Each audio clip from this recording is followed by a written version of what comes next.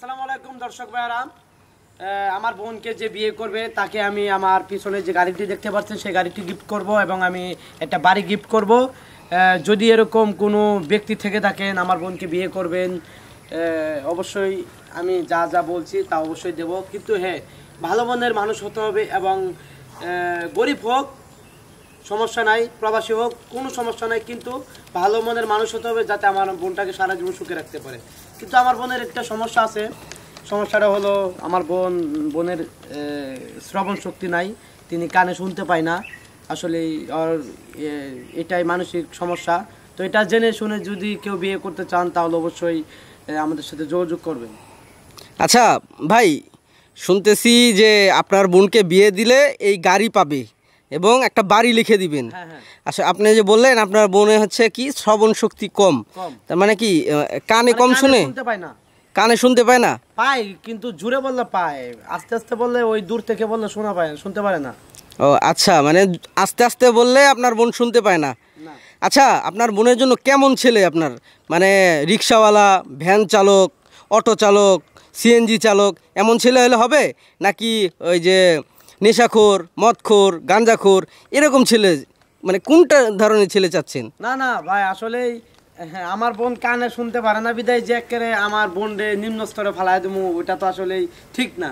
বিয়ে দেব কিন্তু আছে না যে চলতে পারে, মধ্যবিত্ত, ভালো, কোনো নেশাবানি করে না, জোয়া খেলে না, এরকম ছেলে আমরা দেখে বিয়ে দিব। আচ্ছা, বুঝলাম আপনার কথা। যদি আপনার বোনকে কোনো প্রবাসী ছেলে বিয়ে করতে চায় সেক্ষেত্রে আপনার কোনো আপত্তি আছে কি না? না না, একটু আমার আপত্তি নেই।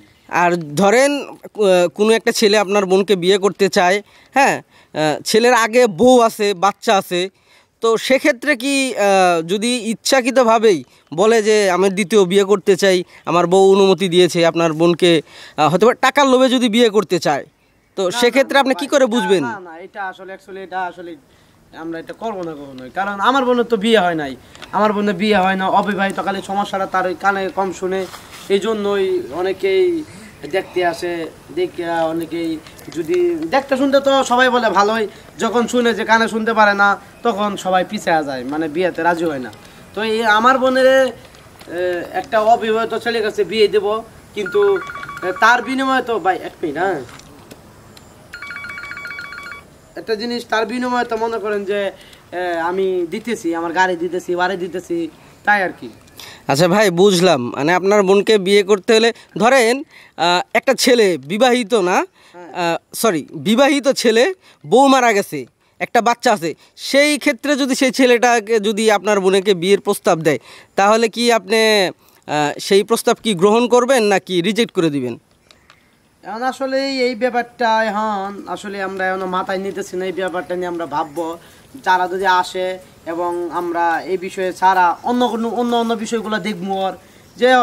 ওর একটা সমস্যা বিয়ে করছিল, এই সমস্যাটা আমরা জানলাম, এরপরেও আমরা ওই ছেলের মানে আরও ব্যাকগ্রাউন্ড সম্পর্কে জানতে চাবো যে আসলে ছেলের কেন বউ মারা গেছে, বললেন না, মানে ছেলেটা আগে কেমন ছিল, আগে কোনো নেশাপানি করতো কিনা বা খারাপ কোনো উদ্দেশ্য ছিল কিনা, এই বিষয়ে জানি শুনে যে দেখি যে না বিয়ে দেওয়া যায়, তখন আমরা দিলাম, সমস্যা নেই। আচ্ছা ঠিক আছে, এই যে এই সুন্দরী আপুকে যদি কেউ বিয়ে করতে চান তাহলে আমাদের কমেন্ট বক্সে অবশ্যই জানাবেন।